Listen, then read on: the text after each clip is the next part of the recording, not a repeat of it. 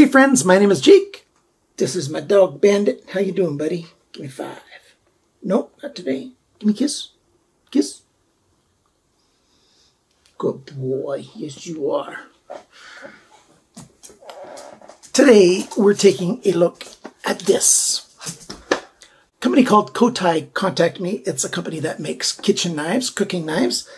And they asked me if I'd like to review one of their knives. And I told them, certainly, as long as I get to say anything that I want to say about the knives, whatever I feel is the truth about them, that was fine with them. They said that they're going to send me a Kiritsuke. Well, they let me choose whichever knife I wanted to. And they suggested the Kiritsuke, and I looked at it, and yeah, I like it. 440C stainless steel, which is a steel that was developed right around the time of the Second World War, and it's actually a very good stainless steel, which not that many knives are made with it anymore. But if you remember, I'm a fan of Ganzo folding knives, like sportsman's knives, and they used to make all their knives, or most of their knives, with 440C, and it's a good steel. It's just not a brand new premium steel. It used to be a premium steel. When it was made, it was the top end steel of the day. And now it's considered a budget steel. And they wanted me to check this out. So let's go to the tabletop and take a look at this thing.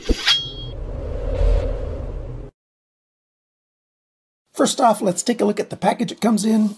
We've got this beautiful cardboard picture. It's got, I guess, Mount Fuji on there. This is Japanese-made 440C. Bamboo case. There's their brand name, KOTAI, and as well right there on the box. Little divot here to pull it out. And inside the box, we have this. I've already taken it out and used it, so it doesn't have the everything on it anymore. Of course, you've got the proverbial material. This is a wooden sheath for it. If you, there we go. You know, want to put it in a drawer or something, keep it in a nice wooden sheath to protect it. So let's put that, whoa, sorry about that noise. And other than that, it's a nice bamboo box. There's a little magnet right in there, and a magnet here to hold the lid closed, and that magnet just helps hold everything down and in place during shipping so nothing gets damaged. So yeah, it's a good gift box. If you're buying a knife for somebody as a gift, certainly KOTAI does some very good packaging. Like I said, this is the Kiritsuke. This is the style of it. That's not the name of this specific knife. Kitchen knives that have this kind of clip point right here. You know, this shaped blade, that's a Kiritsuke. We've got a hammered surface on here. It's a repeating pattern, so they've got a pattern that looks like to be about 1.5 inches long and maybe maybe it's 1.5 inches square, and they repeat that stamp along there to give it that hammered look. So it is a hammered pattern. It's just not each divot individually hand hammered in order to, you know, save time. This is really good for helping to release the whatever your food you're cutting. You know, so if you're slicing a tomato, tomatoes really like to stick to knives, and you know, something like this helps it to release. Or same thing with cucumbers. You know, they like to stick, and these hammered surfaces not only look nice, but there's a purpose behind them. So we got a nice long cutting edge here. This is a, oh, I didn't put it into inches yet. I just measured it in centimeters. It's a 20.2 centimeter long blade. Let me get my measuring tape. So that is, yeah, 8 inch. It's an 8-inch Kiritsuke blade. Like I said, 440C. It's got a fairly consistent thickness along the spine all the way up until this curve right here where it comes down to the clip. Nice consistent thickness, full flat grind, basically. It's just that they didn't grind away all the hammer marks. Why would you do that? Because you want them there.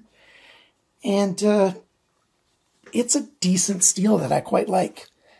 The handle, well, we got sort of like a bolster here, you know, pinch point there. This is ebony. So nice ebony wood. There's a pin right here It's a mosaic pin that looks pretty good. It's nothing super special, but it's a good mosaic pin.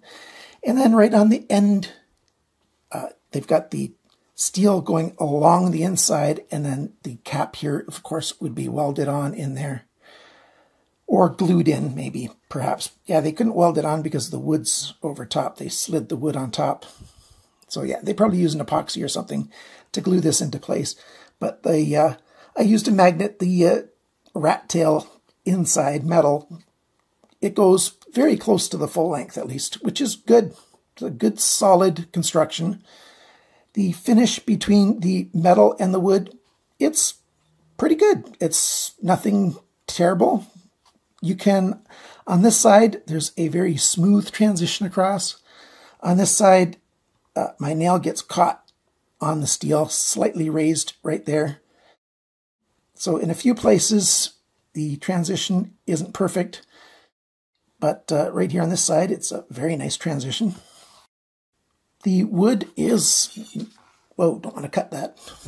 Don't want to cut my cables there. This really is natural wood.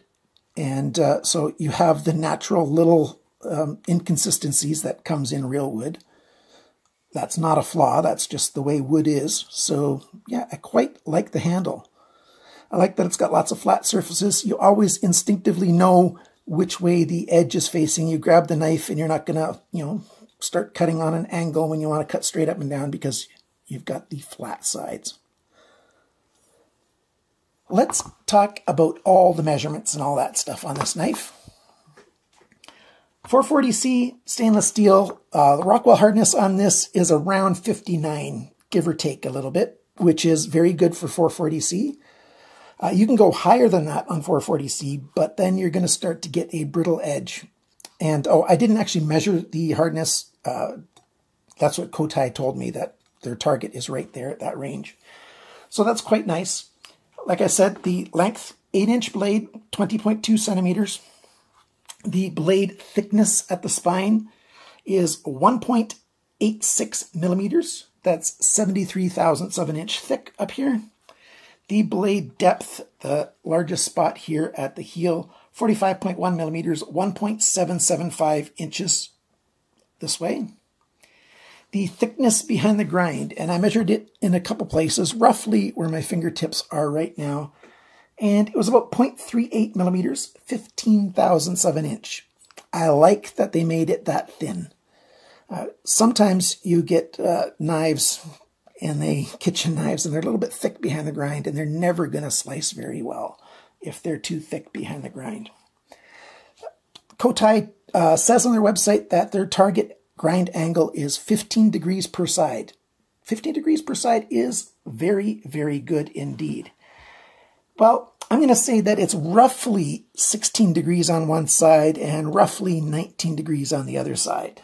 But there's a fair bit of variability. On this side, it started at about 16.8. Around here, it was about 19.9. Up here, it was 23.3 degrees. So, not that great.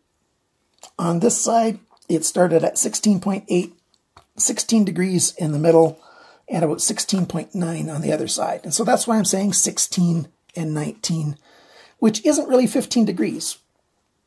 But as you know from this channel, that happens almost all the time. You get a knife, and it will not be the angle that you want it to be.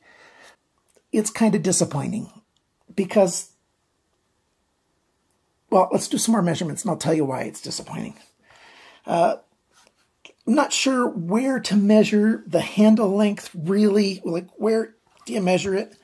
If you start from where the steel starts getting thicker, it's about a 5-inch handle.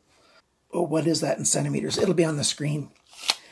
The thickness of the handle this way, on the thin end, it's 17.4 millimeters. That's 0.68 of an inch. And by the end here, it's 22.6 millimeters, 0.89 of an inch. It's decent. The knife is decent. The factory sharpness, 140 best, 200 and less is considered sharp, so that's not bad at all. It weighs 192 grams, which is 6.75 ounces. For a knife this size, that's not bad at all either. Why is this knife a little bit disappointing? Well, two main reasons. They sharpened it poorly. It cut okay from the factory. I sharpened it to about 15 degrees per side, and this thing cuts wonderfully. It's a very good kitchen knife. Great vegetable cutter. It just works very, very well once it has the angle that the factory says they want on it. How much does this knife cost? That's the other part that's disappointing. In Canadian dollars, it's $195. In American dollars, $154. In euros, 130 euros. In British pounds, 111 pounds. But there's shipping. In Canada, 45 bucks. America, 36 bucks. In Europe, 30 euros. And in the UK, 26 pounds. So that really makes the price go up a fair bit. And at that price, I just can't recommend this knife. If you buy this knife because you like how it looks and you don't mind paying that much, good for you. There's nothing fundamentally flawed about the knife itself. It's a good knife. I just think it's overpriced for what you get. It has a good feel in the hand. It performs very well. It's nice and light. The balance is, just move my finger a tiny bit right there. There you go. The balance is exactly where I want the balance point to be. It's got a nice indexing because of the flat sides. It performed very well after I sharpened it nicely. I like the divots here on the side from the from the hammering. It looks pretty good. The only, branding on it is right there. I like that. Some knives have got a whole lot of writing on the sides. Like, I like Dalstrong knives, but I don't like how huge they put their branding on their knives. There's all kinds of good kitchen knives out there, and I believe that KOTAI makes good knives. But if they're making, if they're making good money, then all the more power to them. It's just that this is a budget channel primarily. And as a budget channel, my viewers are mostly people that have fairly tight budgets. And for you guys, I don't suggest that KOTAI is for you. But if you think this knife is beautiful and you've got the funds and you know how to sharpen a knife, which should be everybody, then go for it. There's no other reason to hold back. 440C is a good steel. It just isn't a high-end steel these days, like it used to be. KOTAI, good presentation, pretty good product at a little bit of a price. That's my summary.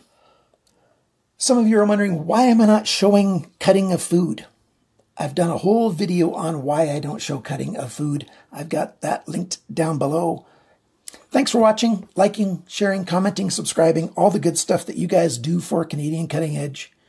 And remember, chop towards your chum, not your thumb.